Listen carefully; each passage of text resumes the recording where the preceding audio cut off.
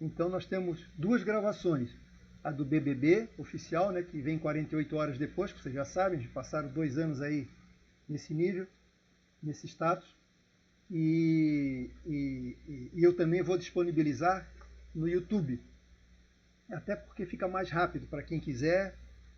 Eu sei que não fica uma gravação de Hollywood, mas para quebrar o galho, para a gente pegar as informações básicas, eu acho que atende às nossas necessidades.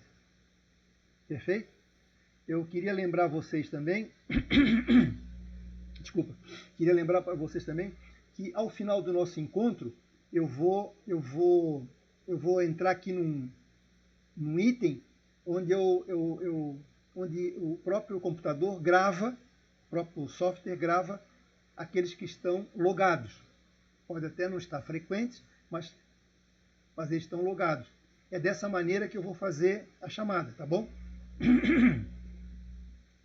Perfeito? Então, quando for lá 11h30, mais ou menos, eu entro ali num item daquele ali, numa rubrica daquela ali, e peço para gravar o nome daqueles que estão logados. E aí vai ser a nossa frequência. Ok? Tudo certo? Vocês estão calejados aí, né? Passaram aí 2 anos aí nessa situação e não tem novidade. Mas vamos deixar para explicar. Eu não sei se o Michel já está por aí. Michel, está por aí, Michel? Dá um toquezinho aí para mim.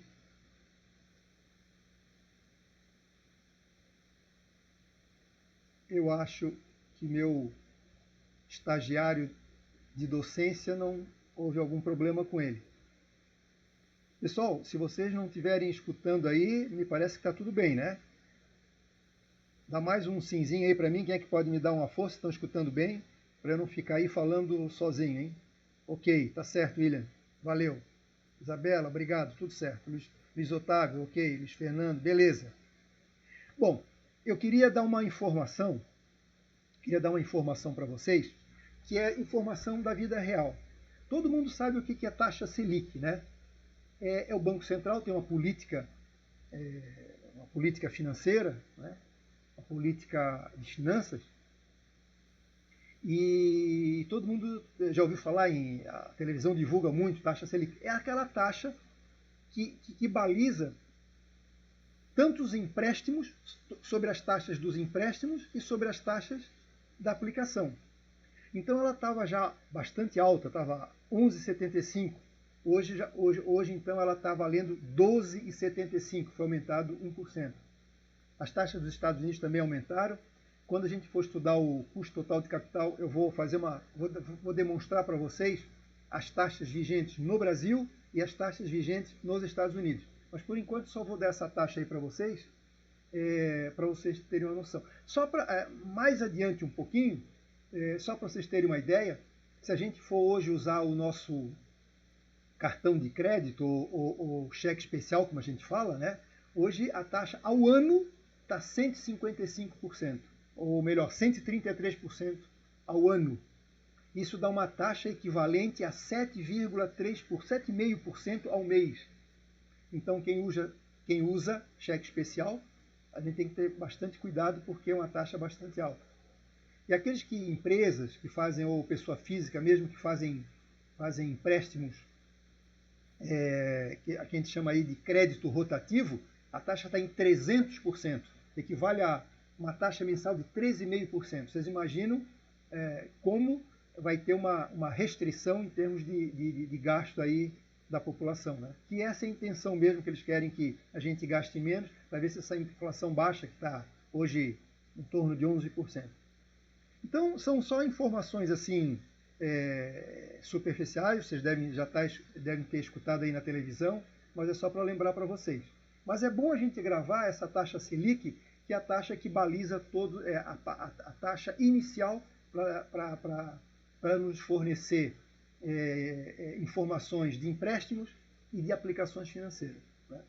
Se vocês quiserem ter uma ideia, se a gente for fazer uma aplicação mais ou menos bem segura, a chamada títulos do governo, hoje está dando aí uma taxa de 12,5% ao ano, né? Vocês podem ver, está alta, né? Quer dizer, é uma das taxas, diz aí a televisão, que eu escutei ontem, que é uma das taxas mais altas do mundo inteiro. Provavelmente muitos investidores vão querer vir botar dinheiro aqui aplicar dinheiro aqui no Brasil, e aí talvez com essa entrada de dólar aqui no Brasil vai haver uma queda do dólar aí, que também é importante. Não sei se vai cair, porque tem inflação, tem guerra, tem outras coisas, mas se entrar muito dólar aqui para aplicar no nosso mercado financeiro brasileiro, talvez essas taxas, o dólar cai, hoje está em 4,50, né, mais ou menos. Bom, são só informações assim que a gente vai usar ao longo do tempo, e que hoje, por exemplo, a gente vai ainda falar nessas taxas, porque a gente vai medir hoje o comportamento do desempenho operacional, e aí a gente já pode, inclusive, ter uma noção. Vamos gravar essa taxa de Selic e vamos ver se os resultados que estão dando, elas estão abaixo ou acima dessa taxa. Já é um parâmetro excelente, importante, que a gente possa ver. Eu não sei se o Michel chegou. Michel chegou. Michel, dá um toquezinho para mim se tu chegaste.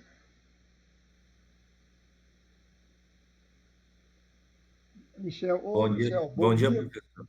Se quiser aparecer aí na telinha também, eu fico à vontade, não precisa, né? Mas, bom, não sei se tu escutasse o que eu falei em termos de taxa Selic, né? Não sei se essa última informação que eu dei. Perfeito? Escutasse, Michel? Ok. Eu também quero fazer uma correção.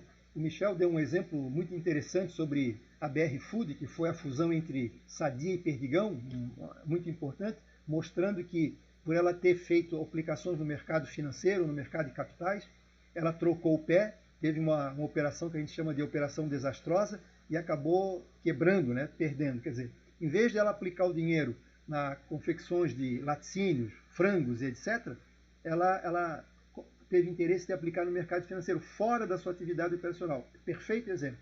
E eu intervi dizendo que achava que quem tinha feito essas operações desastrosas foi a Perdigão. Eu falei errado, tá? O Michel está certo. Quem fez essa operação foi a Sadia, uma correção, tá? Eu tinha a impressão que era Perdigão, mas não, mas é a Sadia. Depois ele me deu um toque, eu fui olhar, porque eu tinha entendido isso. Então é bom a gente corrigir isso aí, tá certo? Mais uma vez, o exemplo foi excelente. Inclusive vou usar para outras turmas também. Obrigado, Michel. Qualquer coisa pode intervir, falar, estamos à vontade aí. Beleza? Tá bom. Então, eu quero dizer para vocês, vamos dar uma continuidade naquilo que a gente apresentou. Eu vou abrir aqui, eu vou me afastar um pouquinho vou me esconder um pouquinho atrás dessas informações aqui. Então eu não vou ter contato com vocês, porque eu quero deixar isso grande aqui para a gente conversar.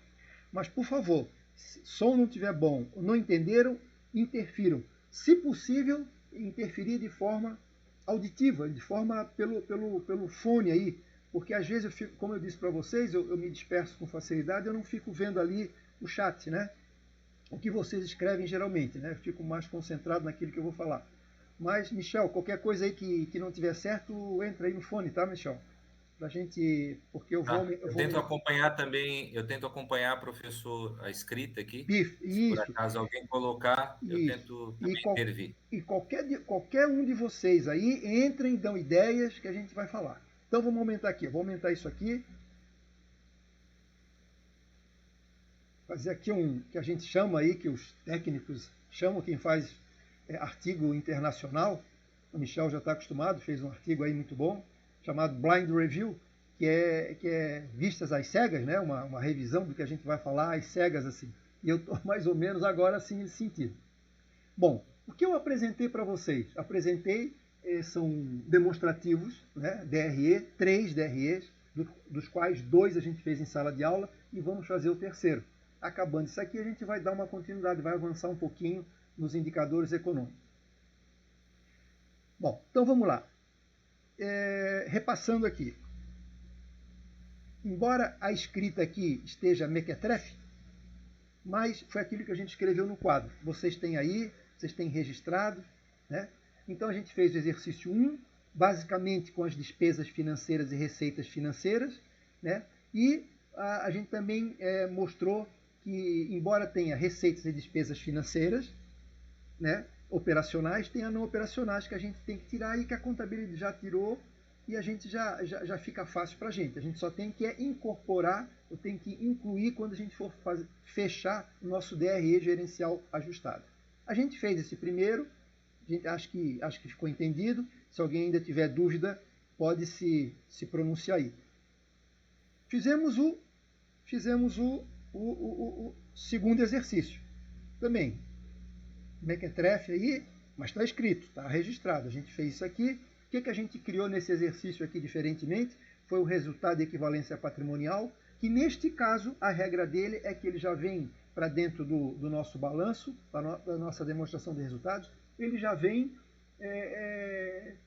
com desconto do imposto de renda na fonte.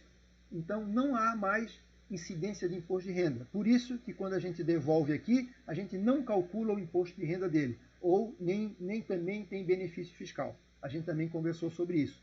É a única diferença. Não, então, receitas e despesas financeiras, receita tem o pagamento do imposto de renda, despesas financeiras tem o benefício fiscal, então vai ser sempre essa ladainha, sempre essa operacionalidade, sempre essa regrinha, né? Se for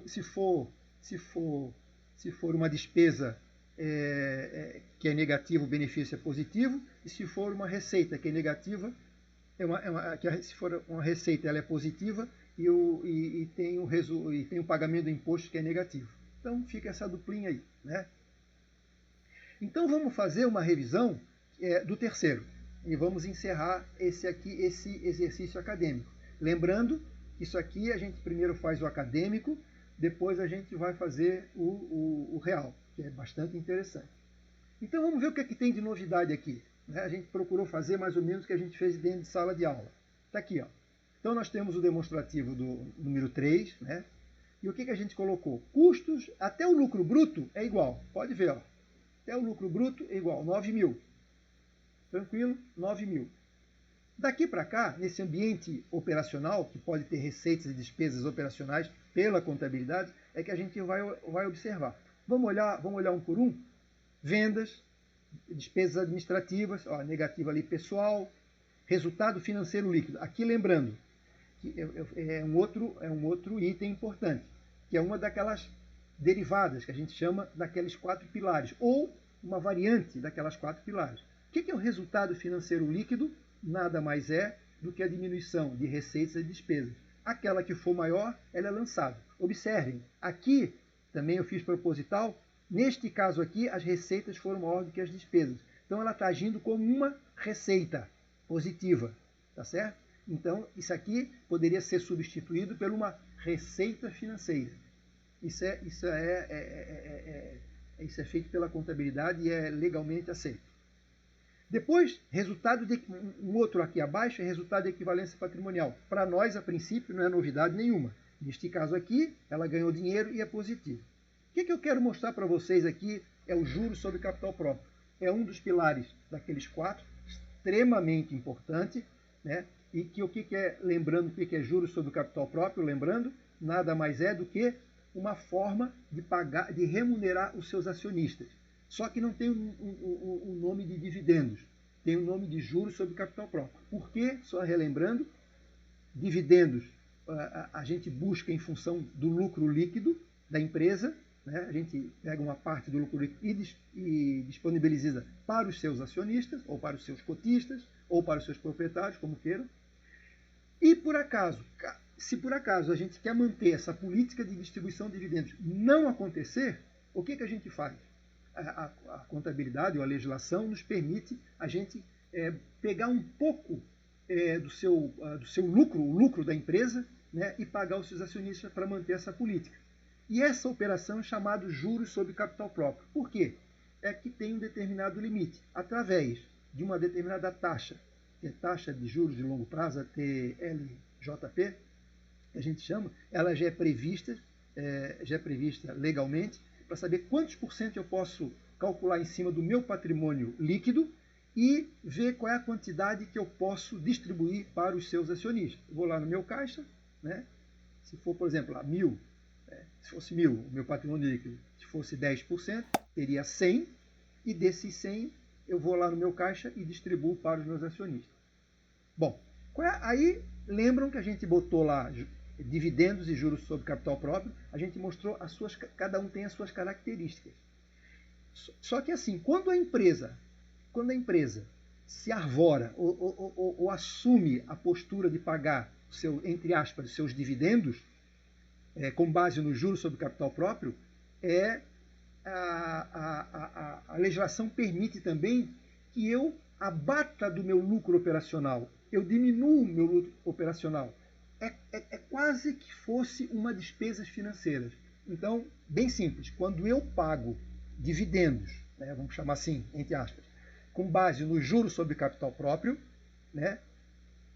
para a empresa, eu pago lá para eles vão receber, vai ser descontado o imposto de renda na fonte para os acionistas. Mas, para mim, isso age como uma despesa financeira. Então, ela tem uma característica igual, quase semelhante, vamos chamar assim, semelhante às despesas financeiras. Essa é a novidade. Vamos ver como é que fica? Michel, se eu compliquei, se quiser explicar mais um pouco, se quiser complementar, fica à vontade.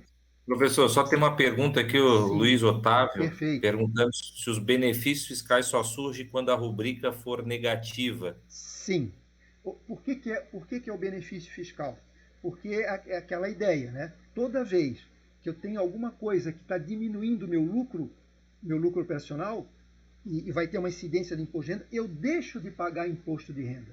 Né? Então, se eu estou deixando de pagar, ela vira aquela velha história, vira uma moeda fiscal. Quando eu tiver que pagar outro ano imposto de renda, eu posso abater. Então, na verdade, eu estou fortalecendo, como diz a Michelle lá, ela fez uma excelente pergunta, estou fortalecendo o meu caixa, estou evitando de tirar alguma coisa, mas eu estou diminuindo as minhas despesas, de forma fiscal. Né? É isso aí, mas é isso aí, sempre. Tá professor, só complementando, na prática, TJLP, como é um benefício, é o seguinte, na maioria das vezes tem exceção, né? Mas a empresa é um dividendo, ou seja, é dinheiro que entra na bolsa no bolso do acionista com benefício fiscal. Então ele vai tirar o máximo. Por que benefício? Porque é mais barato. Ele vai pagar também. Né? Ele vai pagar porque isso não foi tributado, mas ele paga menos. Na prática, ele paga menos. É mais barato, ou seja, ele tem menos incidência de imposto, receber TJLP.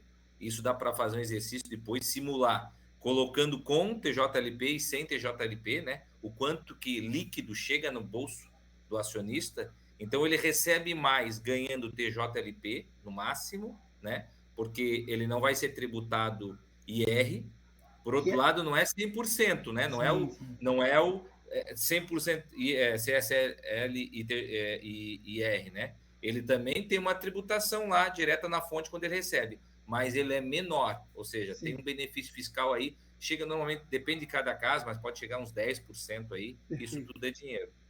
Mais ou menos assim, né? Porque quando eu pago dividendos, eu estou sobre a incidência, né? Sobre o auspício, sobre a incidência da taxa da alíquota do imposto de renda da empresa, né? Quando a gente paga o juros sobre o capital próprio, ela entra numa outra taxa. É isso aí, bem lembrado. Valeu. Obrigado. Então vamos ver como é que fica lá. Vamos ver como é que fica lá o nosso... Aquela palavra chique, né? Modus operandi, né? Como é que a gente vai botar a mão na massa, em outras palavras, né? Vamos ver aqui. É a mesma coisa, é uma coisa simples. Ela tem, como eu disse assim, ela não é igual, ela é semelhante. Eu vou mostrar para vocês por que ela é semelhante. Né? Então vamos lá. Observem, vamos fazer aquela nossa ladainha até. Até o lucro bruto não se mexe. Observem, tudo igual. Daqui para frente é aquela nossa velha história. Vamos entrar no campo das receitas e despesas operacionais da contabilidade que a gente vai dizer. Então a gente vai vendo. Tiro vendas? Não. Tiro administrativas? Não. Tiro pessoal? Não. Aquela velha história. Por que não tira? Porque elas são operacionais, têm características de atividades operacionais, ou, se quiser de forma bem como é que eu vou dizer assim, bem operacional, bem mecânico, né?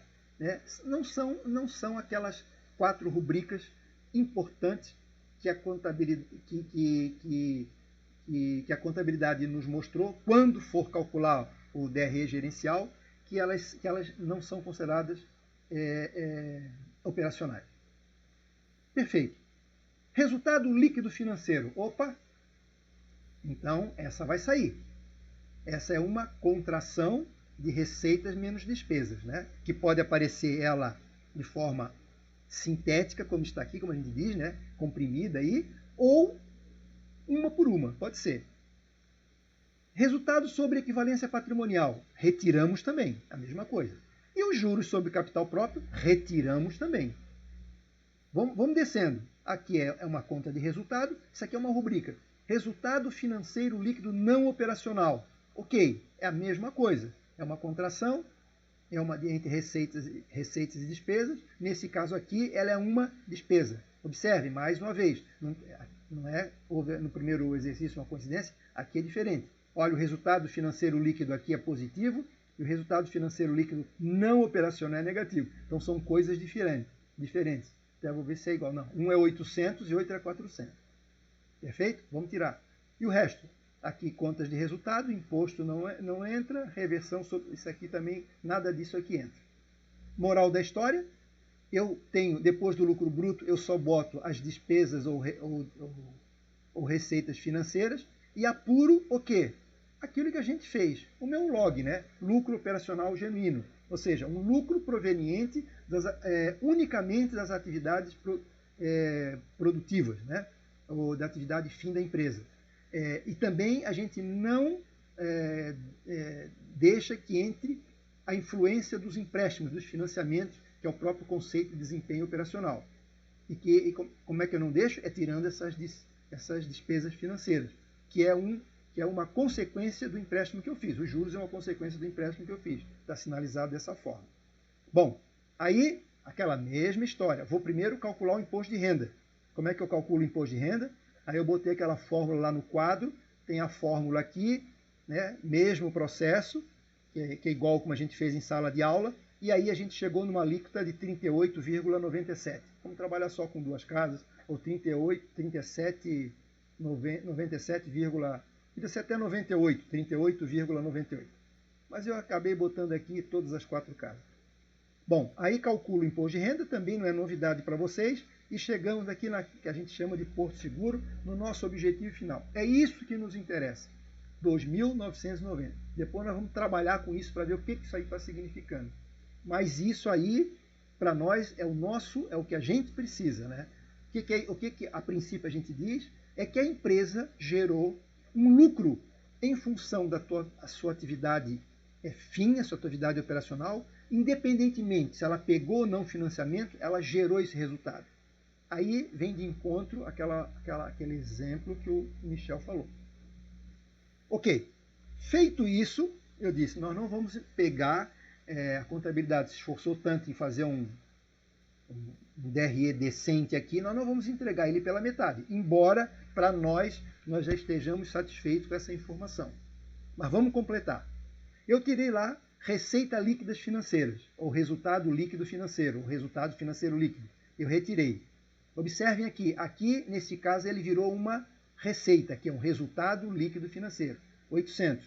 Se é positivo, olha só, vamos fazer a ladainha. Está diminuindo, está aumentando o meu lucro, e aí ele vai morder a empresa. E aí eu tenho que pagar esse imposto de renda. Então essa receita ao fundo não fica esses 800, vai ficar 800 menos 302. Aquela duplinha lá. Resultado positivo, paga imposto de renda. Juros sobre capital próprio, que eu retirei. Eu disse para vocês que ela era semelhante às despesas financeiras. Então, ela está diminuindo o meu lucro, coloco aqui os 900, está lá, ó, 900, resultado o juros sobre capital próprio, os 900, e vou pagar benefício fiscal. Vou ter esse benefício fiscal.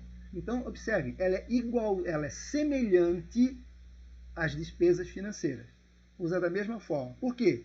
A legislação me permite que, ao pagar entre aspas, os dividendos dessa forma, para a empresa ela considera uma despesa financeira, ela diminui o meu lucro, me ajuda a diminuir o meu lucro para que eu pague menos imposto de renda, para fortificar a empresa, né?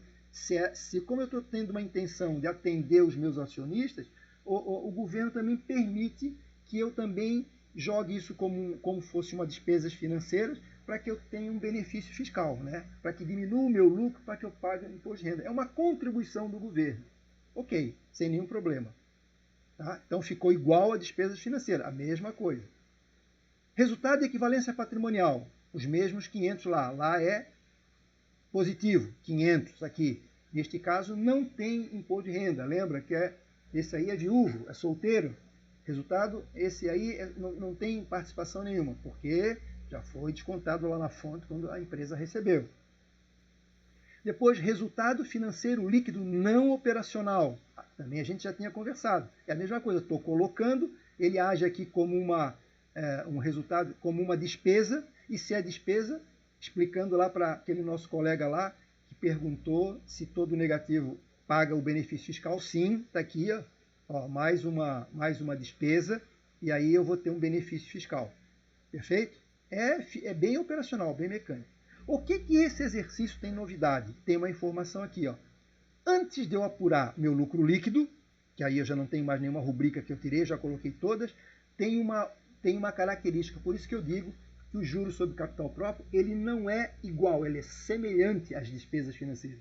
Por quê? Porque antes de eu apurar o lucro líquido do exercício, eu faço uma reversão, ou seja, a gente usa na contabilidade, né? Eu elimino esse valor, eu estorno, observe que o resultado os juros sobre capital próprio, onde que está, é 900, que é uma despesa. Mas antes de eu apurar, eu faço um estorno, eu faço uma reversão, eu tiro ele. Bom, por que isso acontece? É porque eu me lembro que não sei que alguém já falou lá ontem, que os juros sobre capital próprio teria, não foi nessa turma não. Bom, mas vamos voltar aqui no nosso raciocínio. É que esse resultado dos juros sobre capital próprio, ele tem uma característica que ele não é obrigatório, acho que não foi na sala de vocês mesmo, alguém me falou que ele não é obrigatório o pagamento dele. Perfeito? Ele não é obrigatório. Eu utilizo essa estratégia se for conveniente para os acionistas ou para a empresa. Então, como ela não é obrigatória, a contabilidade manda retirar isso aqui, né? Ele coloca lá em cima, tem seus benefícios, ajuda o acionista, ajuda a empresa, mas na hora de apurar o lucro líquido, a gente estorna, a gente retira esse valor. Por que ela está pedindo isso também na visão contábil? É porque ela quer que o resultado líquido do exercício seja equivalente a todas as empresas, tem uma equivalência a todas as empresas para uma análise. Por exemplo, é possível que, ou seja, tem empresas que usam isso e tem empresas que não usam. E isso, quem usa e quando não usa, há uma influência no resultado líquido do exercício aqui. Então, para que isso não aconteça, para que a gente, quando for fazer uma análise, for comparar a empresa A, B ou C, independentemente se ela vai fazer uso do juros sobre capital próprio ou não, eu retiro para que a análise não seja influenciada, que a análise não seja turvada, né, por essa estratégia que o governo nos cedeu, que a contabilidade nos permite fazer. Então, professor, deixa só isso. Pode falar. Por outro lado, também, se alguém for fazer análise de ações, de investimento em ações, né? Investimento, né? E quando vai visualizar a rentabilidade, as receitas, né, de investimento, é interessante considerar, como está colocando tudo no mesmo platô, né, esse resultado líquido, o bolso do investidor. Aí somar esse resultado com quem concedeu ou não a TJLP, né? Porque no final das contas, quem está avaliando rentabilidade acaba tendo que considerar isso posteriormente. Só para comentar que, apesar de ser excluído aqui, dependendo da análise, ele é reinserido, né, na tabela do analista, esse valor, né? Não podemos esquecer ele. Perfeito. Isso. Assim, claro, a gente pode fazer essas várias, aquele negócio, a gente pode, para identificar certos resultados, a gente tem essa flexibilidade, né? Coloca, tira, vê. Por exemplo, vou dar um exemplo bem simples assim. Eu posso analisar, vou pegar o nosso salário. Eu posso analisar a minha capacidade de gastos ou de pagamento, eu tenho que analisar ele sem o imposto de renda. Mas eu também posso analisar o meu salário bruto para ver em que nível que eu estou em termos de competitividade com o mercado, por exemplo. Porque, na verdade, a empresa me paga 1.000. Eu vou receber lá 900. Tudo bem, então eu faço uma análise daquilo que sobra para mim, que é o caixa. Efetivamente, é a minha capacidade de compra, né? Eu também posso analisar o salário bruto. Posso dizer o seguinte, não, eu tô bem cotado em função, porque quando a gente faz lá em recursos humanos, quando a gente faz uma análise do nível de emprego e de funções, etc., a gente já não vai pelo imposto de renda, a gente vai pelo aquilo que as empresas pagam. Então, o que o Michel também, é isso, né, Michel? Que a gente está, dependendo da ótica que a gente quer dar, a gente faz mão dessa. Então, o analista vê o que foi pago para os acionistas, vê o que não foi pago. Agora, uma coisa é o seguinte, para o registro contábil, ele é obrigado a tirar. Neste caso, ele é obrigado a tirar. Né? Ele tira para apresentar, não para fazer análise, como o senhor falou. Né? Então, por quê? Porque quando isso é divulgado pelos jornais aí, ou fazer uma análise, isso aí não pode interferir, porque algumas vezes contribui o lucro ou às vezes prejudica o lucro. Então, essa estratégia não deve ser, não deve contagiar a análise fria, né? Nesse primeiro momento. É isso, Michel? Tá bom. Ok, eu queria perguntar para vocês se vocês entenderam esse último aqui. Ele é igualzinho aos dois. Vocês observem que ele tem uma mesma trajetória, uma mesma operacionalidade, a mesma batida. Né? Então, cada um desses exercícios tem uma coisinha diferente. Né? Então, relembrando, no primeiro só tem receitas e despesas financeiras abertas. No segundo, a gente juntou as duas e botou a receita não operacional no segundo e colocou a equivalência patrimonial. E o terceiro a gente colocou juros sobre o capital próprio. Ficou claro isso aí? Não tem, eu penso que não tem complicação nenhuma. O juros sobre o capital próprio é exatamente semelhante o mesmo processo de despesas financeiras, com um adendo, que antes de apurar o lucro líquido, a gente tem que estornar por aquilo que eu e o Michel já conversamos, já discutimos. É o assessor do assessor, Michel? É isso aí, já vai se ligando. Ela. Em casa, ela. ele. Ele, Em casa, eu não estou vendo em bem. casa não tem como não participar, ele vem. Sim. É a mãe, é o pai, quer dizer, o filho daqui a pouco já está aí fazendo artigos, hein?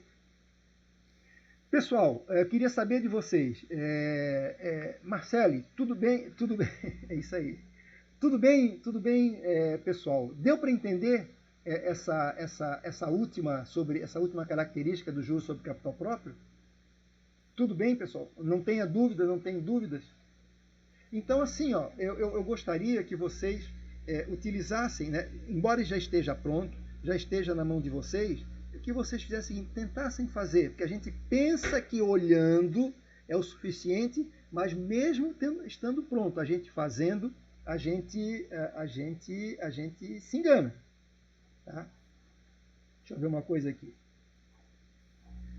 Vocês estão lembrando lá daquele nosso bannerzinho lá? Deixa eu mostrar uma coisa aqui.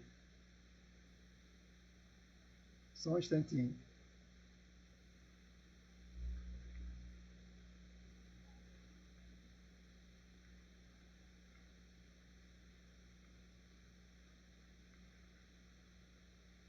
Oh, meu Deus. Onde está esse banner? Acho que é a última folha do plano, né? E, O final e, do plano de ensino. agora eu vou até o final.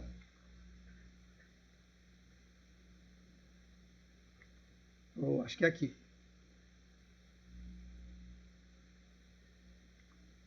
Bom, só para ilustrar aqui,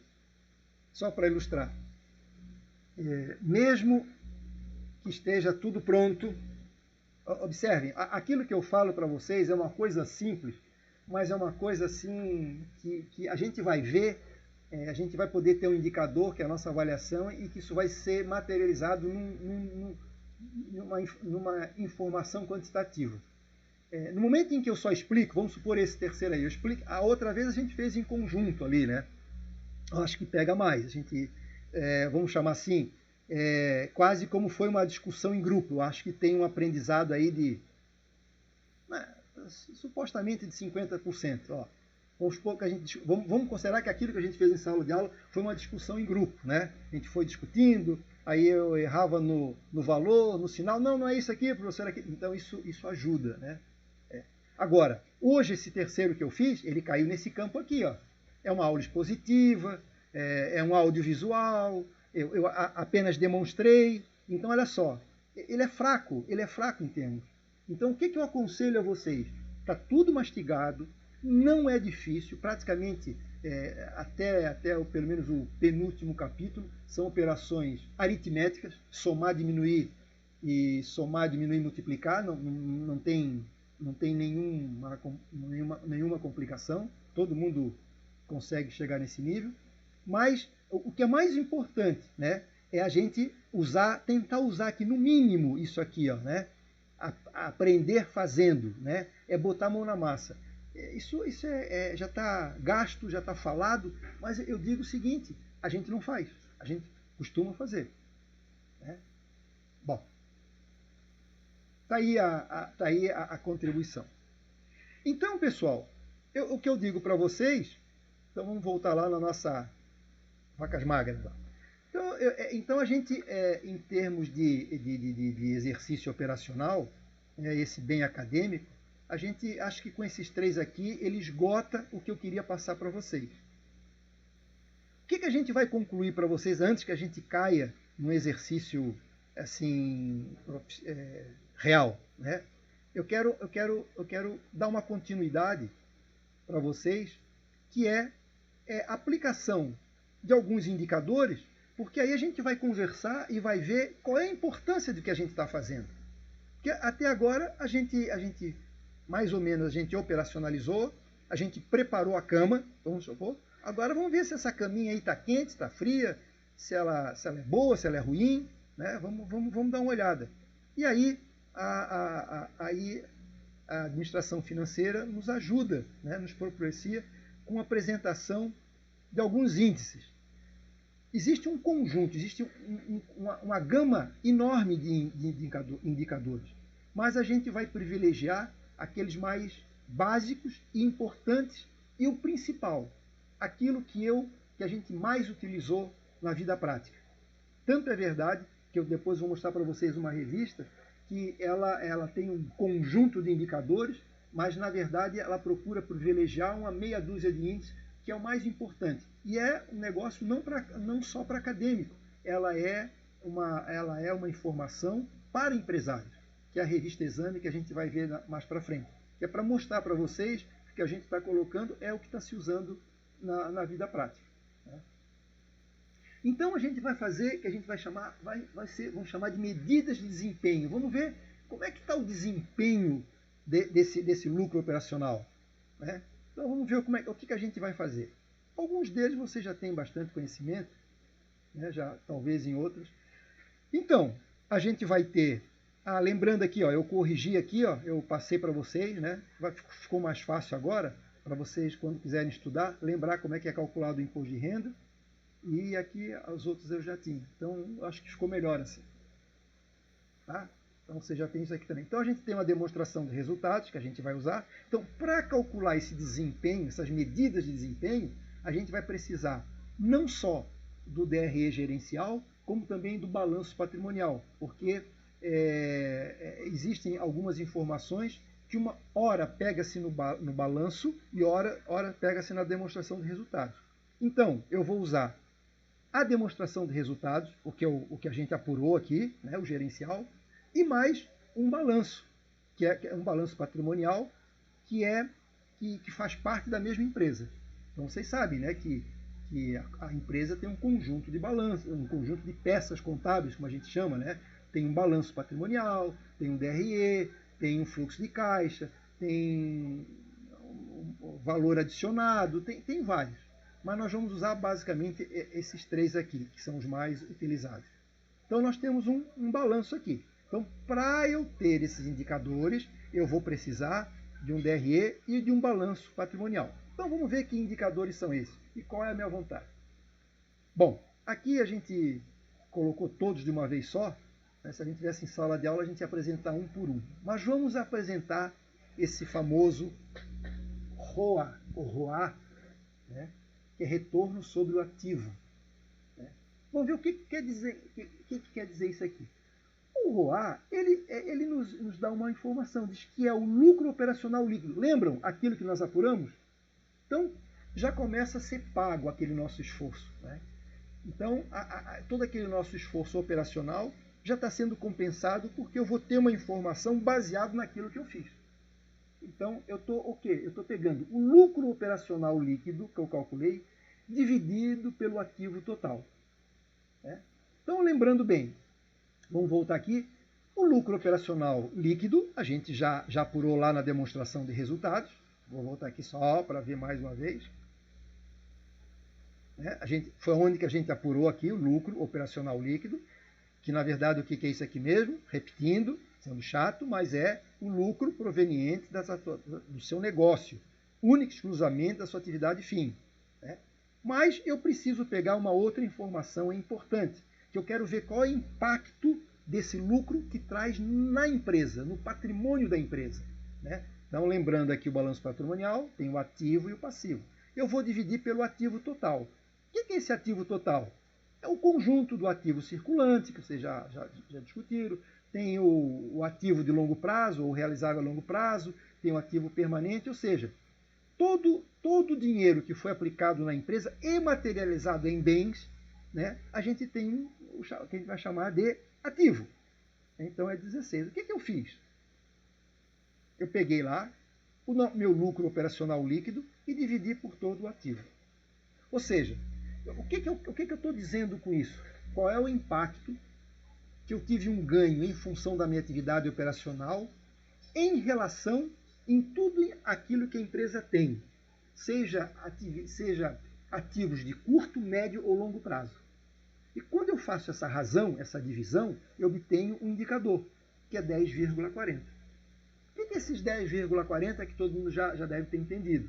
Significa que de tudo que aquela minha empresa tem, no linguajar bem popular, de tudo que aquela minha empresa tem, de todo o meu ativo, seja de curto, médio e longo prazo, tá, eu consegui render em torno de 10,40%. Né? Então, a contribuição desse meu lucro proveniente das atividades fins rendeu para a empresa 10,40. Tem alguma novidade nisso para vocês? Não. O que a gente poderia auferir dessa informação aí para a gente? Bom, então significa então que a minha atividade está rendendo 10,40. Eu já começo a fazer uma primeira análise, embora vocês observem que essa informação é uma informação interna da empresa, a princípio, porque eu estou trabalhando o que a empresa gerou de lucro e aquilo que ela tem. Né? Então, isso é uma informação gerencial dela, 10,40. Eu poderia, numa maneira mais grosseira, já dizer o seguinte: hoje, a taxa Selic que baliza aplicações de financiamento, quanto que está rendendo hoje? 12,40.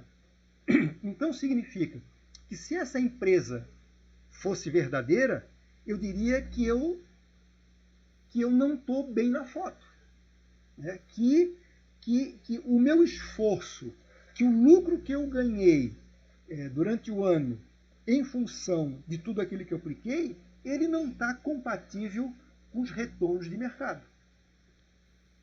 Perfeito? Então, o que isso significa? Vamos chamar aqui, eu estou tendo, então, vamos voltar àquela, estou tendo um custo de oportunidade, vamos chamar, comparado com a Selic. Aí a gente começa a ter um monte de entendimento. Bom, mas por quê? Por quê? Será que a minha força de trabalho não está legal? Será que eu não tenho uma tecnologia para os meus produtos? Aí eu vou começar a olhar, será que os meus gerentes não estão sendo efetivos, não estão sendo de excelência? Então, o que acontece? Eu começo com isso aí, ter uma informação geral para a empresa e também me dá condições de eu agir em cima dela, ver o porquê. Como isso aqui é sobre toda a empresa e é voltado ao meu lucro operacional, eu vou na atividade operacional e vou ver. Será que meus custos estão caros? Será que eu estou comprando? Bom, e aí, pessoal, a gente começa a imaginar tudo aquilo que possa corrigir. A gente olhando aqui a gente olhando aqui apenas no slide, o que acontece? É uma coisa fria. Mas se vocês imaginam, vocês tendo uma empresa, né, e que estão tendo uma rentabilidade das vendas de vocês, em função das atividades fins de vocês, abaixo de uma taxa que hoje é 12,40, que isso aí de repente pode diminuir, né, a gente está sendo muito imediatista, na verdade a gente tem que ver o que vai acontecer para o futuro. Mas significa que eu não estou cobrindo, por exemplo, não estou cobrindo o retorno, pelo menos o que está sendo gerado no mercado. Então eu vou pensar, será que é uma disfunção da política econômica? Será que sou eu? Observe. O que vocês acham? É uma coisa simples? Alguém botou aqui publicar uma enquete, o que foi aqui? Será que foi eu que apertei aqui?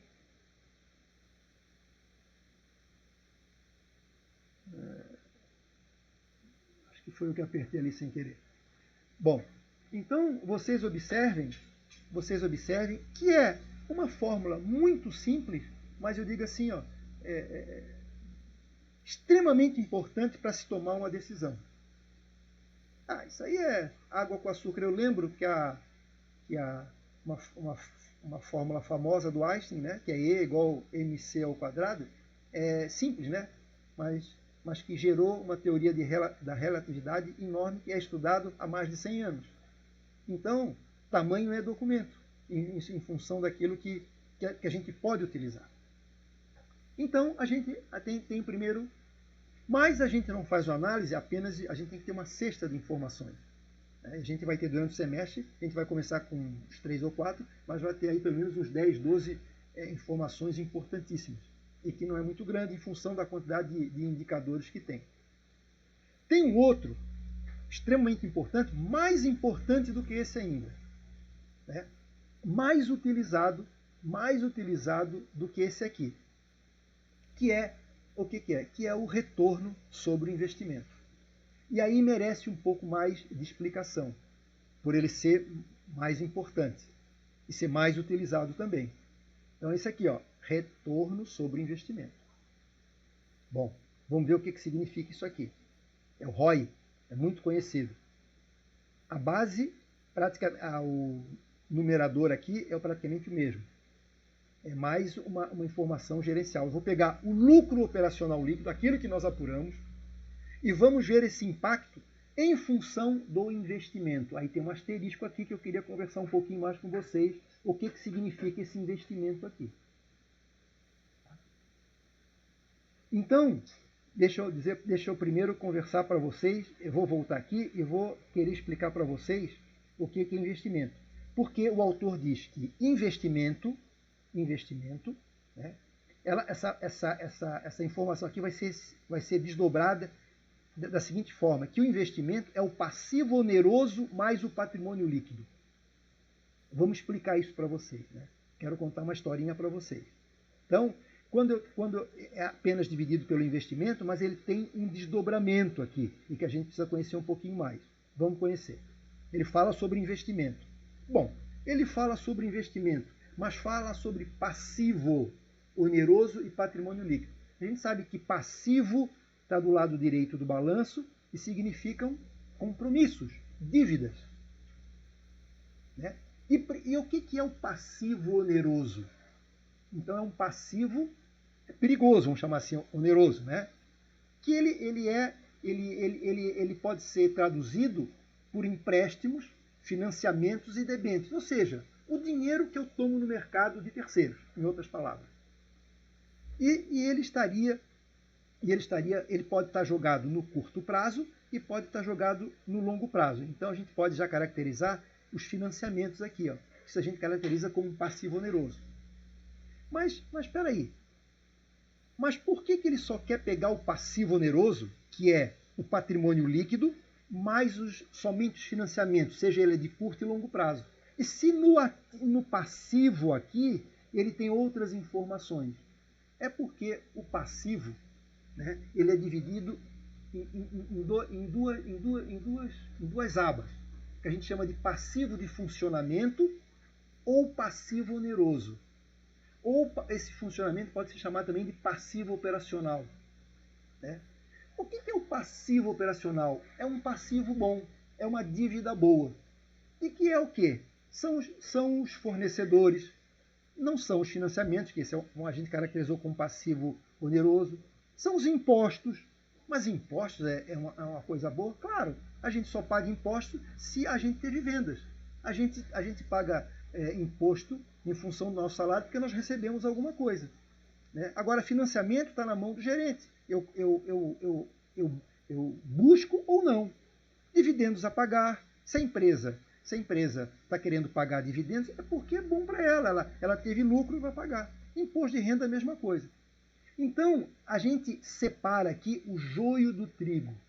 Né? A gente separa aqui aquele passivo que é chamado de oneroso e que a gente vai definir como passivo oneroso, vai estar escrito ali, eu volto para vocês, mas já vou adiantando, são os empréstimos, aquilo que a gente capta de terceiros, de curto ou longo prazo. Os demais são passivos bons, são dívidas, são compromissos bons. Que se eu tenho fornecedores, é porque eu produzi e eu comprei a prazo. Né? E o patrimônio líquido?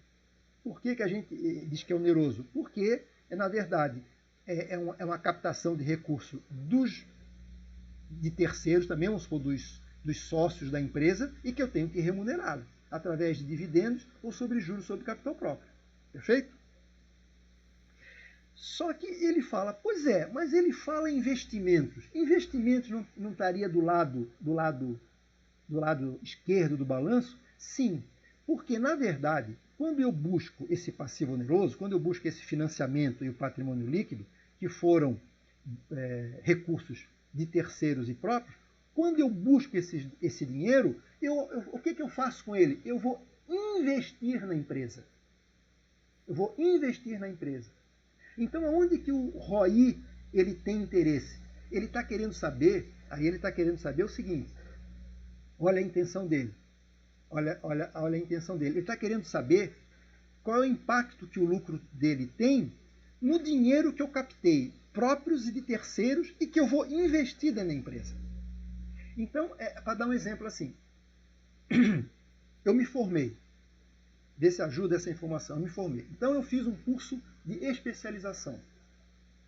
A gente chama de lato sensu. Ele é amplo, ele não é profundo. É o caso do ROA, ele é amplo. Mas, por exemplo, se eu faço um mestrado ou um doutorado, a gente chama de stricto sensu, ou seja, é alguma coisa mais focada e mais profunda. Então, quando eu calculo o ROI, ele deixa de analisar todas as rubricas e se concentra em duas informações que são perigosas. É o dinheiro que eu boto dentro da empresa através da captação ou de terceiros, através dos empréstimos, ou através dos sócios. Por quê? Eu tenho que remunerar, eu tenho que ter um lucro suficiente para pagar banco e para pagar os sócios. Então, pessoal, vamos ver como é que fica. O que é depois esse discurso todo, o que eu quero dizer para vocês? O que fica concentrado, o que fica operacional? Vamos ver se ficou clara a minha explicação. A gente na saúde pode dizer o seguinte: vocês sabem que a gente se preocupa muito com colesterol, principalmente quem é mais antigo, né? Esse é mais antigo, né? Deixa eu botar aqui. Não é da turma do Michel ainda. O Michel ainda é um jovem. Mas tem o colesterol bom e o colesterol ruim. É mais ou menos, só para fazer uma analogia com isso aqui, não sei se vai ajudar ou se vai complicar mais. Mas olha só, o colesterol bom, ele é um colesterol, é uma gordura no sangue. Mas ele, se nós tivermos, ele vai, de certa forma, combater o colesterol ruim que a gente tem. Aí tem aquele o DL, HDL, tem uma sigla lá. Mas vamos simplificar. Então, a mesma coisa é que tem ali o lado do passivo. Ambos são compromissos, são dívidas. Mas tem um que é salutar, é uma dívida salutar. Se existe é porque eu estou produzindo. Agora o outro não. O outro eu estou querendo expandir, o outro eu estou querendo aumentar. Então é extremamente perigoso. Por isso que a análise é feita de uma forma estrita, de uma forma profunda, né, mais específica, que é mais preocupante para a empresa. Então, como é que fica? Então, o que a gente tem que saber? LOL, a gente já sabe. O que é o investimento? O investimento é dividido em passivo oneroso. Nós vamos buscar os passivos onerosos, somente, né? Aquele que eu expliquei, não o de funcionamento ou operacional. Mas nós vamos buscar o passivo oneroso de curto e longo prazo, mais o patrimônio líquido. O que significa passivo oneroso de curto e longo prazo? Então a gente tem que decorar, isso é decorar, temos que gravar que o passivo oneroso é que vai estar sempre explícito com 3 informações: o chamado empréstimos, os financiamentos e debêntures. A gente já discutiu até sobre isso, né? O que é cada um deles. Mas, de qualquer forma, cada um deles nada mais é do que a empresa quando capta recursos de terceiros. Então, como é que eu identifico o passivo oneroso no meu balanço? Então, eu vou ver. Eu vou olhar lá um por um. Fornecedor? Não, é operacional. Financiamentos? Opa, ele faz parte de uma daquelas rubricas que passivo oneroso vai ser um mantra para nós daqui para frente. Passivo oneroso será empréstimos, financiamentos e debêntures. Opa, então no curto prazo eu tenho financiamento. Impostos, não tem mais nada. Vou descendo aqui. Opa, encontrei financiamentos de longo prazo. Então isso aqui também vai entrar. Então o meu passivo oneroso é o somatório de 1.432 com 1.878, mais o meu patrimônio líquido, 10. Pronto. A conta é fácil. O que eu mais me preocupo com vocês é o entendimento dele, a importância disso aí. A conta é fácil. Eu peguei o LOL e dividi pelo passivo oneroso de curto e longo prazo mais o patrimônio líquido. Olha só, até botei aqui investimento, né? Aqui, ó. Peguei o passivo oneroso, o patrimônio líquido e mais os 2 passivos onerosos e somei. Continha simples, básico. Mas é que eu quero mostrar para vocês a importância disso aqui. Bom, o que significa 12,62? Vamos supor que a gente esteja comparando hoje com a Selic. Opa, eu estou sendo mais agressivo, né? Se essa empresa fosse verdade, né? Então, o retorno, tudo aquilo que eu captei, que é o mais perigoso, que é o mais caro, né? Eu estou confrontando, eu não estou ganhando nem perdendo em função das atividades financeiras que está girando no mercado, que é balizada hoje pela Selic, que está 12,75. Né? E observem, e por que essa diferença aqui? Ó? Não, isso aqui é o efeito de que os financiamentos estão fazendo em relação ao meu lucro.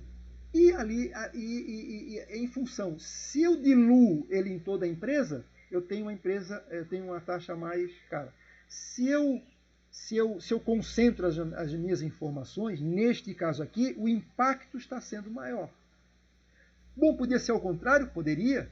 Se eu tomasse dinheiro muito caro, se eu estivesse pagando uma taxa exorbitante para meus acionistas, provavelmente, operacionalmente, né, eu poderia estar bem, a rentabilidade estaria diluída em toda a empresa, mas numa informação mais precisa, mais focada, que são a captação de recursos, eu estaria mais prejudicado. Perfeito? Pergunto para vocês. Deu para entender a diferença, a importância? O que é que vocês acham? Luiz Otávio. Marcele, chegou cedo hoje. São informações simples, mas a gente vai ver que ao longo do tempo são informações importantes. Então, todo esse esforço ele é reduzido no indicador, e esse indicador, assim, existe uma política econômica, existe um banco central para cuidar de quê? De uma, que é muito preocupante, né? Taxa de juros, inflação, que eles divulgam apenas isso aí. Mas atrás dessa taxa tem uma estrutura imensa. É como a gente fez, para a gente chegar nesses 10,40, nessa informação que é importante, né, a gente se desdobrou, né, em apurar esses resultados. Então, esses dois aqui, eles são mais informações internas. Pode ver, eu estou falando em lucro da atividade fim em relação ao meu investimento ou toda a atividade da empresa. Ele é mais gerencial. É aqui que eu posso dar uma puxada de orelha no gerente, principalmente se eu olhar o ROI estiver baixo aqui, vou dizer, pô, cara, que taxa que estás captando no mercado para financiar nossas atividades? Seja com recurso próprio, como é que é isso? Né? Então, é uma coisa que eu tenho que pensar.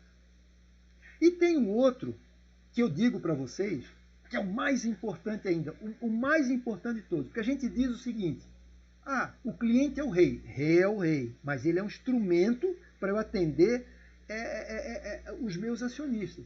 Que no fundo, o mais importante de tudo são os acionistas. Porque se eles se sentirem prejudicados, eles tiram o dinheiro da empresa e a empresa quebra. Bom, mas e se não tiver cliente? Tudo bem, também vai quebrar a empresa.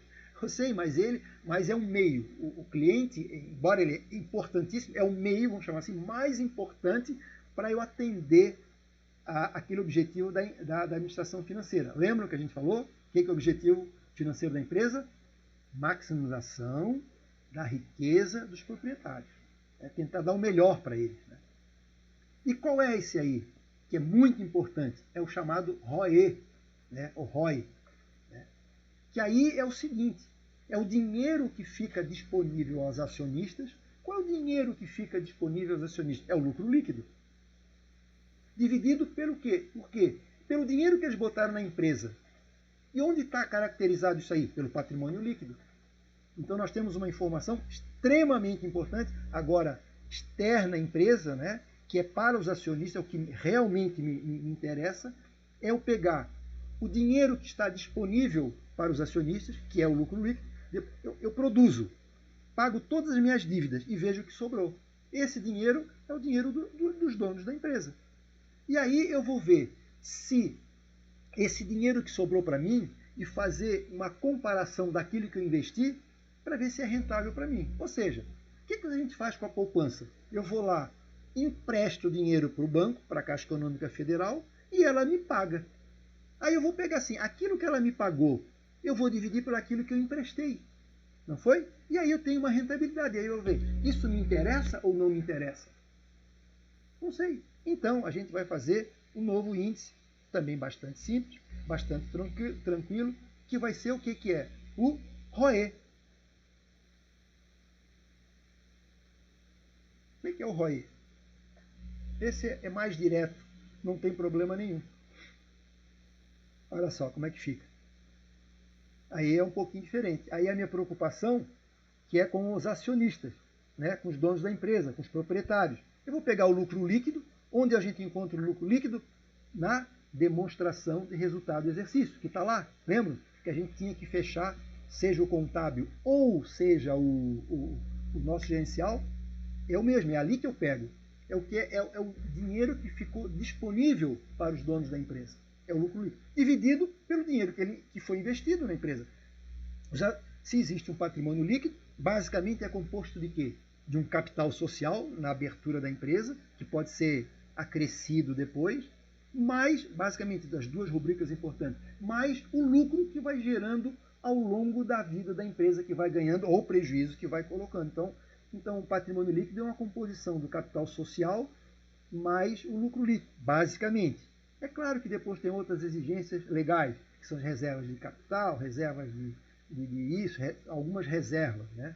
Mas, assim, o grosso do negócio, né, é o dinheiro que eu boto dentro da empresa e o lucro que é crescido ou o prejuízo que vai diminuindo. Então, o que eu faço aqui? Vou pegar o lucro líquido dividido pelo patrimônio líquido e me dá 15,20. Opa, olha, se eu tiver esse rendimento, se essa empresa fosse verdadeira, eu começaria a observar. Bom, primeiro, eu estou mesmo numa situação de crise, hoje com uma Selic bastante restritiva de crédito, está dando em 12,75, eu estou superando. Se eu for olhar as aplicações financeiras, eu olhei hoje, as aplicações financeiras de longo prazo estão dando em torno aí de 12,20, 12,30. Então é assim, ó, eu posso ter a opção, né?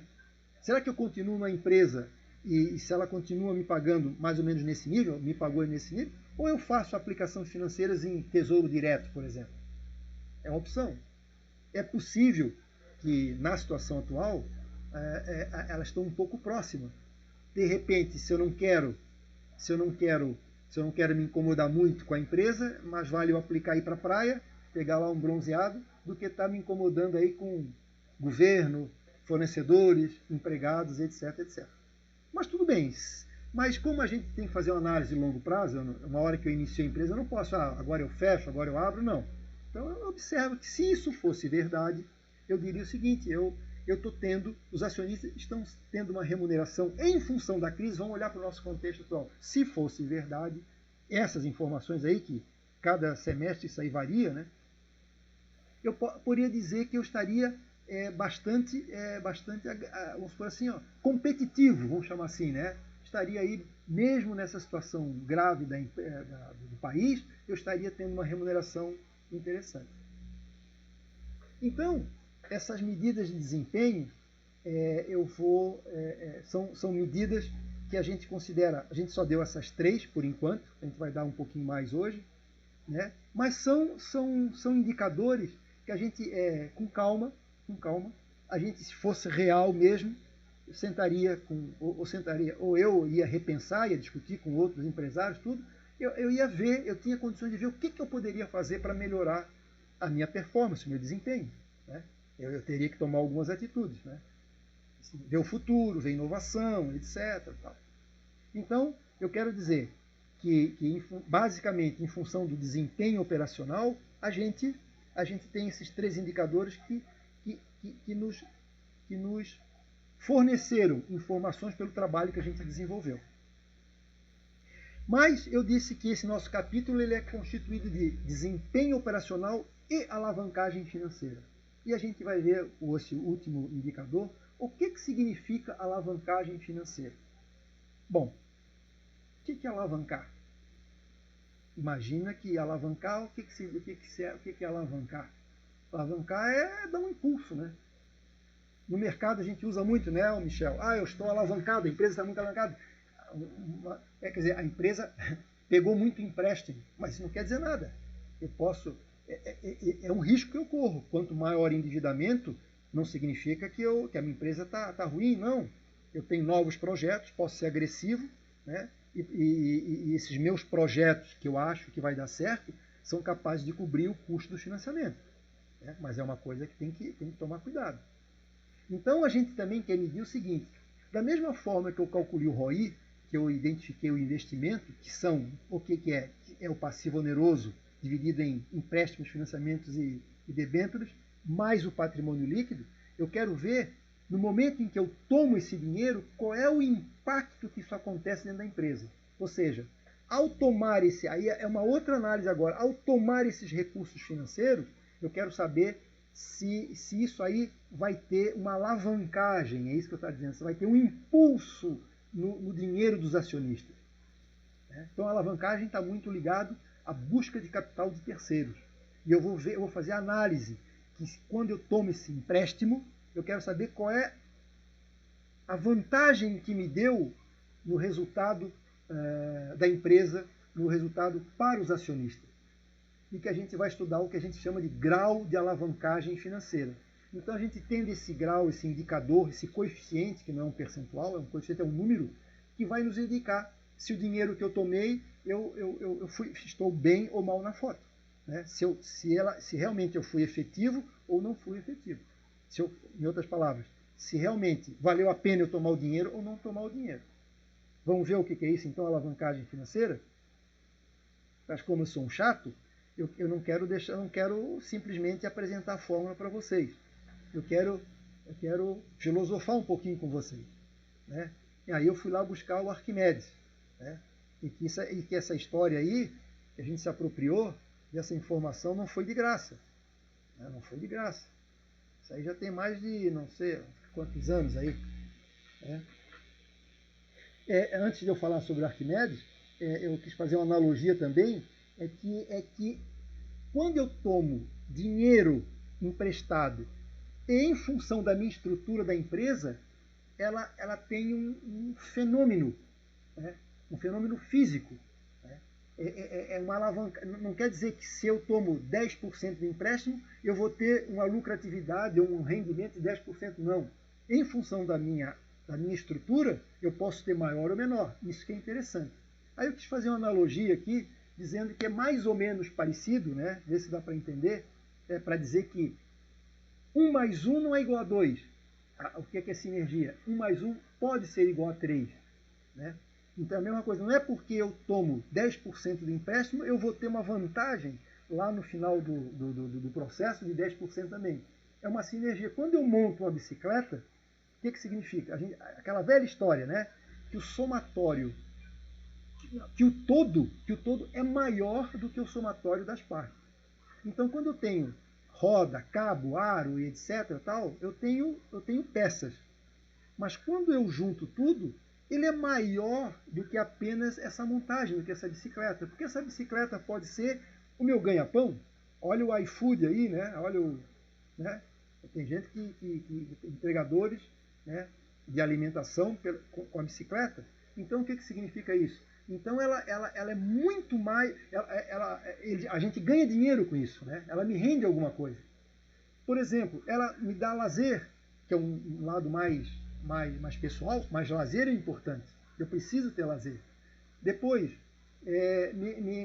pode servir não como trabalho, mas como transporte, né? Vai me ajudar na saúde.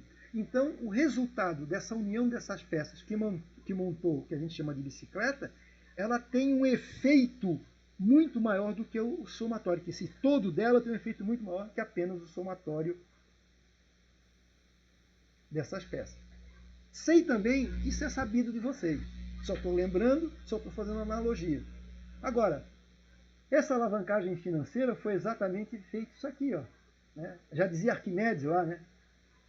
Imagina só, quantos anos? 282, lá por 282 antes de Cristo, imagina.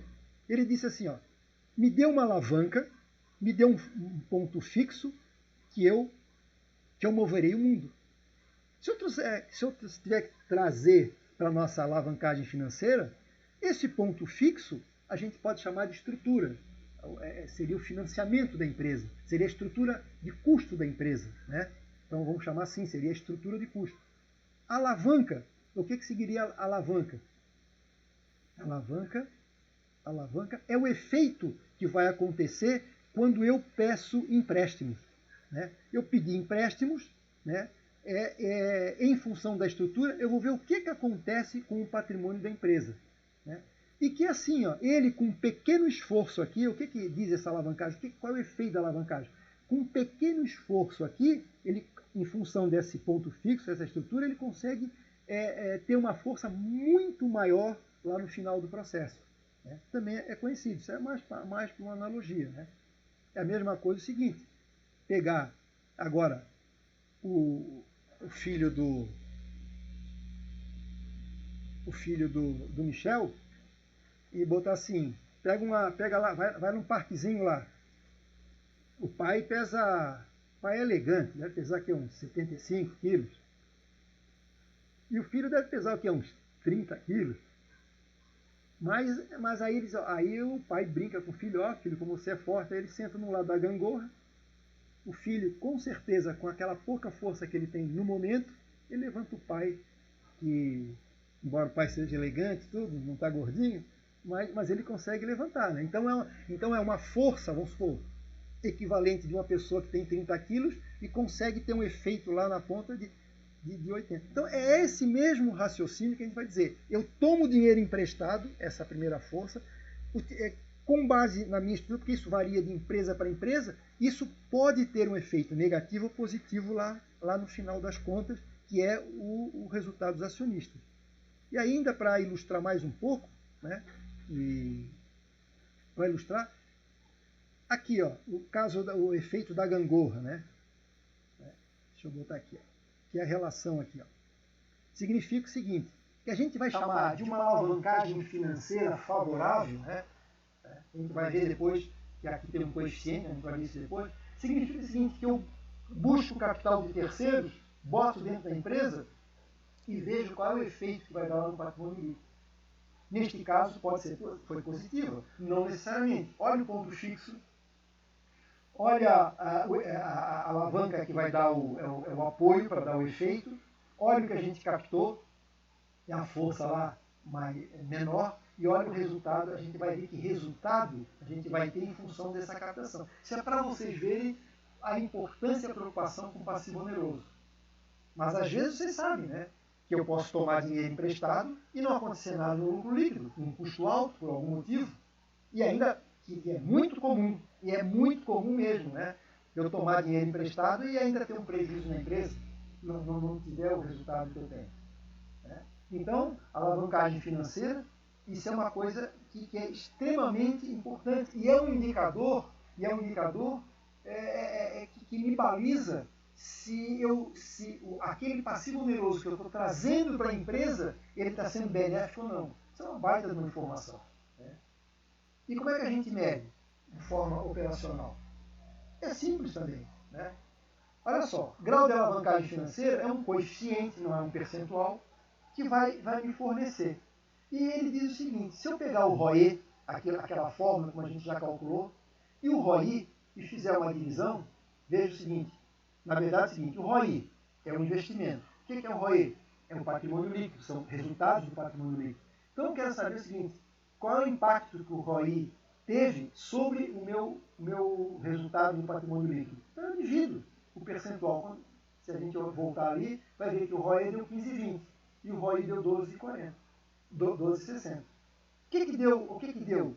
Olha, veja bem, pessoal, isso aqui não é um percentual, um coeficiente, é um número, que diz o seguinte, que se ele for maior do que 1, aí a gente diz que é um grau de alavancagem financeira positivo, ele proporcionou vantagem. Se for igual a 1, foi neutro, e se for abaixo de 1, ele foi ruim. Né?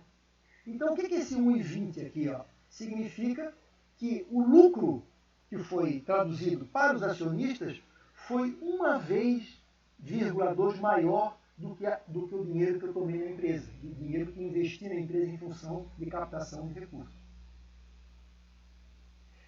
Um outro raciocínio simples é tentar demonstrar aquele desenho que eu fiz. De um lado, o ROI me deu 12,60, né? Os investimentos me reproduziram 12,60, e quando eu coloquei esse dinheiro dentro da empresa e fui observar, o ROI deu 15,2. E quando eu calculo a variação percentual, de quanto variou percentualmente de 12,60 para 15,20, variação percentual, rendeu os 20. Olha só. Então aqui, ó, a gente pode usar essas duas analogias. Primeiro, isso aqui me indica se a alavancagem foi positiva ou negativa. Ou, esse aqui, em termos percentuais, significa o quê? Que o retorno sobre os acionistas teve um aumento de 20,4% em função daquilo que eu tomei dinheiro emprestado. Ainda está aqui. Ó. Este relacionamento mostra que os proprietários estão com uma taxa de retorno 20,4% superior à taxa geradora do ativo do ROI.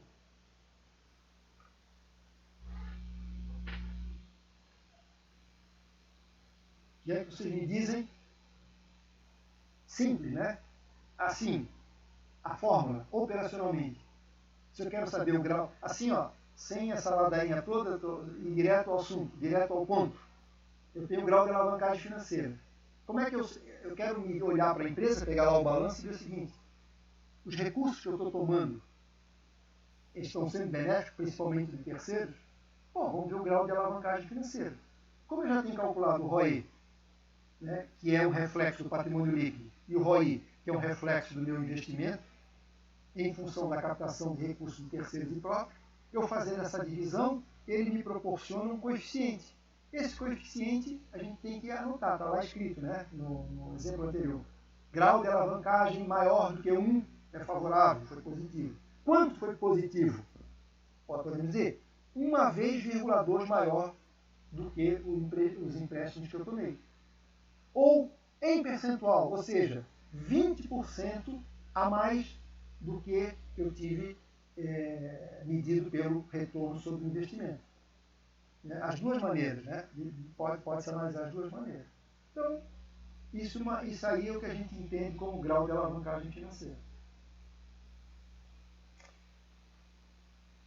Eu vou fazer aqui, ó, como eu falei para vocês, hoje agora tem 26, eu quero dizer o seguinte: a chamada que eu vou fazer é que eu vou clicar aqui e vou gravar todos aqueles que estão logados. Aqueles que podem estar logados, mas não estão presentes, também pode acontecer. Mas eu não vou levar em consideração. Até podia fazer uma enquete para saber quem está no momento, mas não é essa a minha preocupação. Então eu vou aqui, ó, eu vou entrar aqui, salvar os nomes dos participantes. Então aqueles que estão logados, eu vou botar como presença e vou botar lá no Moodle para vocês. Tá certo? E aí também eu quero dar de presente para vocês, eu e o Michel, vou dar de presente para vocês, o seguinte. O que eu pretendo mostrar para vocês aqui? A gente falou bastante, né? Então, agora, para vocês refletirem essa fala, e no nosso próximo encontro, vai ser terça-feira, eu gostaria de saber se vocês entenderam ou não. E aí eu e Michel vamos fazer algumas perguntas para vocês. De que forma eu vou fazer a pergunta? Deixa eu voltar aqui, ó. Lembro para vocês, como eu estou dizendo assim, que esses indicadores são importantes. Existe uma revista, né? Assim, isso pode ser, tem online, tem digital e tem físico. A Exame é uma que se preocupa há muito tempo de fornecer um conjunto de indicadores, né, para mostrar como é que a empresa está comparada com as demais, né? Então aqui a gente começa a se comparar, ver se eu estou mais ou menos competitivo. E aí é dividido em diversos ramos, né? Em diversas, o setor farmacêutico, setor industrial, setor do turismo. Então quem tem interesse, ele começa a ver como é que eu estou no mercado, né? Além daqueles índices que a gente utilizou, eles utilizam outras informações aqui, como EBITDA, patrimônio líquido. É um conjunto de informações simples, mas de muita utilidade, que é importante para os empreendedores, né? Então, eu quero dizer para vocês o seguinte, que esses indicadores, a gente não dá por ser apenas acadêmico, não. A gente dá porque são utilizados na prática, tá? E aí a gente escolheu alguns deles, e vocês têm mais aqui. Então, o que eu queria dar de presente para vocês é exato o seguinte, né? Olha só, eu vou pegar esses mesmos balanços acadêmicos, esses mesmos demonstrativos feitos em laboratório, que procura sedimentar todos os conceitos, e aqui, observe, eu incluí mais o balanço, né? E aí eu queria que vocês fizessem simplesmente isso aqui. Lembrando aqui que tem que botar a mão na massa para ter uma efetividade maior, e que a gente já conversou sobre isso. E aí está aqui, ó, né? Está pronto. DR1, eu queria saber qual é o ROA, ROI, ROE e o grau de alavancagem financeira de cada um deles. Já está pronto, né? Então a preocupação não é copiar, fazer, na verdade é interpretar. E aí eu queria que vocês, baseado nessas informações que a gente deu, acadêmicas, no primeiro momento, a gente treinasse um pouquinho o cálculo. Se dá para fazer aí com o namorado, com a namorada do lado, com o pai, com a criança, dá para fazer, como diz aí, nas costas, né? Mas o que eu queria discutir, primeiro, é o entendimento disso aí. E segundo, a gente vai conversar com vocês o que vocês acharam, como é que esses indicadores, neste balanço, se fosse verdade, como é que ele está se portando no momento, né? Na conjuntura atual. Né? Então, cada um pode ler alguma coisa no final de semana, ver, discutir, não, mas eu não concordo, mas a taxa está assim, papapila. Então, a gente vai tentar estimular a interpretação disso aí. Primeiro, além de se alguém não chegar no valor ou não entender, a gente explicar, e aí a gente vai trocar algumas ideias, né? Vamos ver se a gente tira algumas ideias. Bom, se for bastante movimentado, a gente vai até resolver todos os problemas. Mas também, se, como às vezes acontece, não houve muito interesse, eu e Michel nós vamos passar para o capítulo 3, que é o custo total de capital. Né? E aí a gente vai avançar na disciplina. Então eu e o Michel vamos dar, vamos ver se o Michel quer dar, cada um que é livre para tudo. Então, pessoal, eu sou preciso na chegada, mas não sou, eu sou pontual na chegada, mas não sou pontual na saída. Mas eu também não quero enrolar vocês, porque eu sei que é cansativo vocês. Então, se vocês têm a oportunidade, na terça-feira que vem, tirar algumas dúvidas, eu acho que está bem simples, mas se vocês puderem incrementar, poder fazer uma analogia, uma comparação com a situação atual, isso eu e o Michel vamos ficar bastante feliz.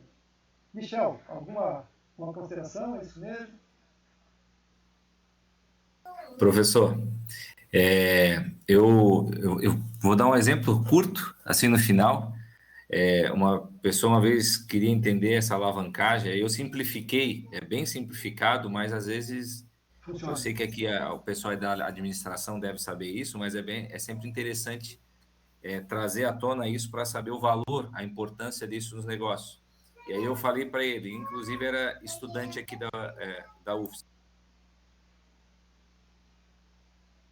E o exemplo é o seguinte, eu falei, olha, mas eu queria entender como é que isso funciona na prática. Eu falei, olha, isso é igual tu fazer uma kitnet, investimento imóvel, todo mundo faz. Dá para trazer alavancagem também. Você vai lá e compra um imóvel por 100 mil reais, uma kitnet, e bota para alugar ali na UFSC. E alugou por R$ 1.000. E para diferenciar um pouco de lucratividade e rentabilidade, que às vezes tu acrescenta rentabilidade, sacrifica um pouco a lucratividade. É bom a gente ter esses conceitos para quem é investidor.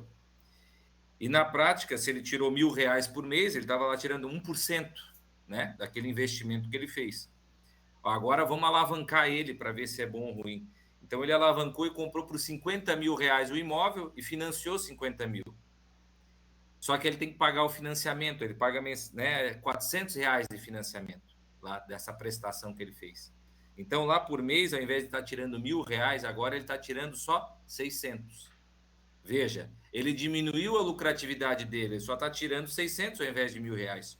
Por outro lado, ele aumentou a rentabilidade. Então, se antes ele tinha 1% de rentabilidade naquele investimento, agora ele passa a ter 1,2%. Porque ele só botou 50 mil do lucro dele, do dinheiro dele, da integralização do capital, né? 50 mil, só que ele tá conseguindo ter uma lucratividade de 1,2%. É simples, mas é isso que acontece na prática, né, Bruce? Não, é importante. Também vou dar uma pitacada, ver se complica ou descomplica, se não, né? A gente às vezes quer dar um exemplo, mas o Michel falou num ponto interessante, né? Tem muita coisa em finanças, né? Também a gente não pode ir falando tudo. Mas ele falou entre rentabilidade e lucratividade. São coisas diferentes. Se a gente for medir na empresa a rentabilidade, e também tem a ver com o que a gente está falando hoje. O que é uma rentabilidade? É o seu lucro dividido pelo aquilo que você investiu. E o que é uma lucratividade? É pegar as receitas e dividir pelo mesmo investimento. É isso que o Michel falou. Uma coisa é o investimento que ele fez no imóvel. Tem uma rentabilidade, pode até decair. Mas a lucratividade, que é aquele exemplo que eu dei, ele pode melhorar. Né? E essa parceria aí de rentabilidade e lucratividade é uma coisa que persiste, né, nas atividades, sem a gente sentir. Mas isso acontece, né, Michel? é aquele tripé, né? Aquele tripé em finanças, bastante antigo, vocês já ouviram falar, que o tripé financeiro é liquidez, risco e rentabilidade. Se você quer ter, de acordo com nossa, se a gente quer ter liquidez, provavelmente a nossa rentabilidade não vai ser a mais alta possível. Olha só que se a gente aplicar na poupança, né? A gente tem muita liquidez, mas uma rentabilidade hoje até perdendo a inflação. Então, liquidez, rentabilidade e qual é o outro que eu falei mesmo? Liquidez, rentabilidade, e risco. Então a poupança, baixo risco, muita liquidez, baixa rentabilidade. Mas se eu quiser aplicar em ações, por exemplo, liquidez pode não ser baixa, uma possível rentabilidade alta, né, mas um risco alto também. Né? Então esse tripé nos negócios é muito comum, a gente faz sem notar, mas é isso aí. Mas o que eu queria só frisar o exemplo do Michel, exatamente, foi bom falar nisso, que a gente sempre mistura, né? Eu tive uma lucratividade, tive uma rentabilidade, tem que ver bem o que a gente interpreta como rentabilidade, porque é fácil também de entender, principalmente nas empresas, né? Eu tenho uma lucratividade em função das minhas vendas, é o meu lucro em função das minhas vendas, e quero saber meu retorno do meu investimento. Aí o que eu tenho que fazer? Tenho que dividir pelo lucro líquido e não pelas vendas. Bom, pessoal, acho que 11h42, acho que está bom por hoje. A gente tem mais aí um encontro, né? Nós vamos ter um encontro na terça-feira que a gente ainda pode pessoalmente tirar e acrescer as dúvidas, e aí a gente pode passar para um capítulo novo. Perfeito? Tudo bem, Michel? Valeu? Podemos conversar, se quiseres, hoje, amanhã, tudo bem? Sobre nossos futuros, sobre o nosso futuro encontro. Obrigado, Pessoal, turma. tá Obrigado, bom. professor. Um Bom abraço, um dia. abraço a todos aí, pessoal. Até terça-feira que vem.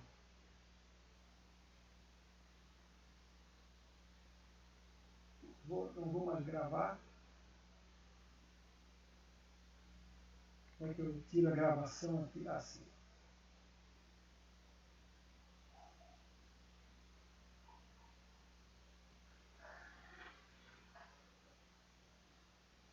O Michel